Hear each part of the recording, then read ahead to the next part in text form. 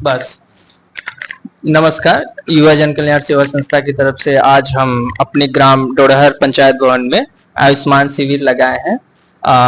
Government ने भी अपने लेवल पे निःशुल्क आयुष्मान कार्ड कैंप लगाया, जिसके जरिए बहुत से लोगों का हमारे ग्राम में आया हुआ है। और जिन लोगों का नहीं बन पाया है किसी कारणवश, उसकी हम डेटाबेस तैयार कर रहे हैं, और जिनका बन चुका है और उनको हम डाउनलोड करके दे भी दे रहे हैं। और जिनका आयुष्मान कार्ड नहीं बना है किन्हीं कारणवश, उनका डेटाबेस हम तैयार करके कंसर्न अथॉरिटी को रिपोर्ट करने जा रहे हैं कि आप इनका जो भी प्रोसीजर होगा उसके तहत इनको बनाने की कृपा करें। इसी क्रम में हमारे ग्राम के अनेक भाई बंधु आए हुए हैं, अपनी अपनी परेशानियां, लोकल परेशानियां भी हैं, जो ग्राम रिप्रेजेंटेटिव प्रधान हो सकते हैं किन्हीं को बताने के उद्देश्य, उसी को हम अपने डिजिटल डेटाबेस में साक्ष्य के तौर पे तैयार कर रहे हैं। इसी क्रम में हम अपने अगले बंधु श्री शालिग्राम जी से पूछेंगे वो किस उद्देश्य से आए हैं, उनकी कोई सामाजिक समस्याएं हैं जो ग्राम लेवल पे एनजीओ के तहत दूर की जा सकती है। तो हमारी पहली समस्या है कि हमें जन्म प्रमाण पत्र बनवाना है। अभी तक जन्म प्रमाण पत्र तो जैसे हमारे पास हाई स्कूल का सर्टिफिकेट है, 12 का है, लेकिन इसको गवर्नमेंट नहीं मान रही है। तो इसको हम इसलिए हमको जो क्या कहते हैं कि सही तरीका होगा जन्म प्रमाण पत्र बनवाने का, वो हमारे इनसे हम क्या जानकारी लेंगे और उस प्रोसेस को आगे करेंगे। और दूसरा काम है आयुष्मान कार्ड बनवाने का, इसी समस्या है जो हमारी, इसी के लिए आए हैं। और समस्याएं तो हमारे गांव में बहुत सारी हैं, लेकिन अभी तो हम जिस लिए आए हैं वो 2 काम ही है। बहुत बहुत धन्यवाद। हम अपने अगले व्यक्ति श्री राजकुमार जी से पूछना चाहेंगे उनकी क्या व्यक्तिगत, अभी कोई व्यक्तिगत सामाजिक या अभी करंट उद्देश्य किस पर्पज से आए हैं। जी, उद्देश्य तो बहुत सारे हैं, लेकिन अभी फिलहाल में आयुष्मान कार्ड का जो भी जानकारी हमको मिला ग्रुप से या किसी माध्यम से कि जिनका नहीं बना है वो आके चेक कर लें, या फिर बन चुका है वो आके देख लें। तो हमने आया, लेकिन यहाँ पे देखा कि हमारा नाम इसमें ऐड है ही नहीं। कारण क्या है वो तो आगे जाने पता चलेगा, लेकिन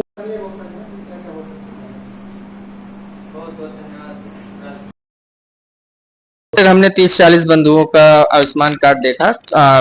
सरकारी गाइडलाइंस के अंतर्गत जो भी चीजें नहीं है उनका शायद नहीं है डेटाबेस, बट हम अपने लेवल पे हार्ड कॉपी में भी डेटाबेस तैयार कर रहे हैं, ऑनलाइन भी डेटाबेस रख रहे हैं, ताकि हम उन सभी लोगों का जो भी क्राइटेरिया फुलफिल करवा सकें, ताकि उनको आयुष्मान कार्ड डाउनलोड किया जा सके। एक और होता है आभा card, similar to Ayushman card. जिनका आयुष्मान कार्ड नहीं है उनका आभा कार्ड जरूर बना लें। साथ में हम आभा कार्ड भी बना के दे रहे हैं, ताकि हॉस्पिटल में जाने के समय आभा कार्ड भी यूज होता है।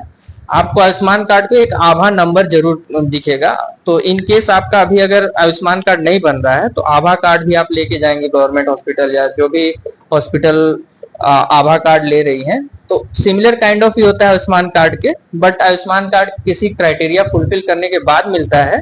आभा कार्ड आप अपने आधार, मोबाइल नंबर, ओटीपी लिंक करके स्वयं जनरेट कर सकते हैं, तो हम आभा कार्ड भी जनरेट करके दे रहे हैं।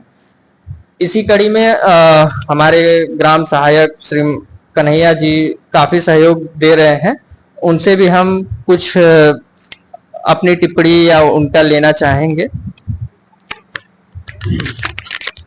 धन्यवाद सर जी।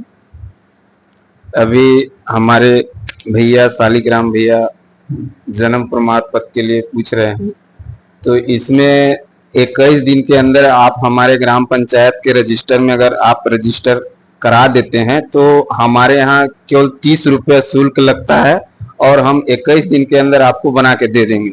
और 21 दिन के ऊपर जाएंगे 1 महीना तो डीपीआरओ मैडम रावर स्नेच के लिए एफिडेविट बनेगा, और 1 महीना के ऊपर अगर आप गए और 1 साल का ऊपर चला गया तो एसडीएम महोदय दूधी के लिए एफिडेविट और नोटरी कराना पड़ेगा सर। धन्यवाद। धन्यवाद। तो हमारी युवा जन कल्याण सेवा संस्था की हमेशा से यही मुहिम रही है, ग्राम सेवा करना, ग्राम में जो भी परेशानियां हैं उनको डायरेक्ट कंसर्न अथॉरिटी तक मिलाना। तो हमारे ग्राम सहायक बहुत ही तत्परता से अपनी जिम्मेदारी निभाते हैं।